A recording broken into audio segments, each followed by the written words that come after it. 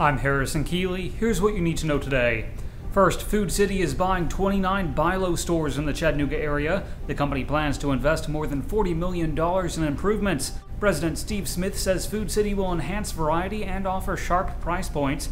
It also plans to build fuel stations at many of the stores. Rebranding is expected to start around September, and Food City says it will hire most of BiLo's employees. The purchase price has not been disclosed. A teenager was shot in Chattanooga last night. It happened near Alton Park around midnight. The 16-year-old was taken to a hospital and is expected to survive. Anyone with information is asked to call the police. The Marines from Mike Battery are being hailed as heroes for their life-saving actions during the July 16th shooting. Several ran through the nearby Tennessee Riverpark and moved civilians away from the shooter. One scooped up a small boy and carried him to safety. Myself and a few of the other Marines that were by me, we went straight towards the playground that's right next to the thing. When I saw the kids, I could only think of my little brother, and I just did what I thought was right. The funeral for Staff Sergeant David Wyatt is today. The public is invited to line the roadside as he's laid to rest at the National Cemetery. Chattanooga Mayor Andy Burke has declared the shooting sites, funerals, and memorials off limits to protesters. You can find the procession route and more information at timesfreepress.com. The uncle of the attacker who killed the serviceman has been released from custody without charges. The uncle had been detained for nearly a week in Jordan for questioning. Armed citizens started guarding military recruiting centers around the country after last week's killings, but now the Army is warning recruiters to treat armed citizens as a security threat. Soldiers are told to avoid them and report them if they feel threatened. An armed civilian accidentally fired a shot into pavement outside a recruiting center in Ohio Thursday. Police say no one was hurt. Also, a Navy recruiter in Gainesville, Georgia, accidentally shot himself in the leg at a recruiting center. Police are looking into why he brought the gun into the office.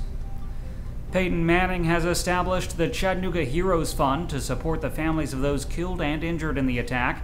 The former Vols quarterback says he visited Chattanooga after the shooting and was moved to do something. He and Senator Bob Corker both made an initial contribution to the fund. It will be administered by the Community Foundation of Greater Chattanooga. You can donate at cfgc.org.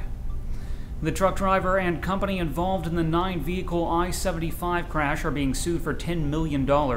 Bradley County Attorney Ryan L. Humphreys was injured in the crash and is filing suit against Benjamin Scott Brewer and Cool Runnings Express. The suit accuses Brewer of speeding, reckless driving, and failing to keep his vehicle under control.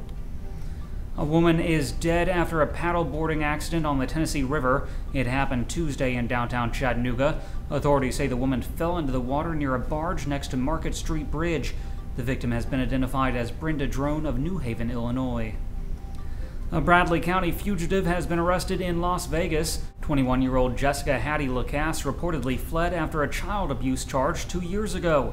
The sheriff's office says it tracked her to a gambling resort after she flaunted her location on social media. A bike park has been proposed under the Olgiati Bridge. The Trust for Public Land plans to raise $30,000 to create a proposal. Noel Durant says the free park would be for everyone from kids to pro mountain bikers. However, the project won't happen until 2 more lanes are added to the bridge.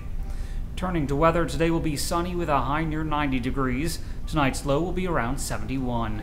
That's it for today's news. Thanks for being with us. You can find more on these stories and breaking news at timesfreepress.com.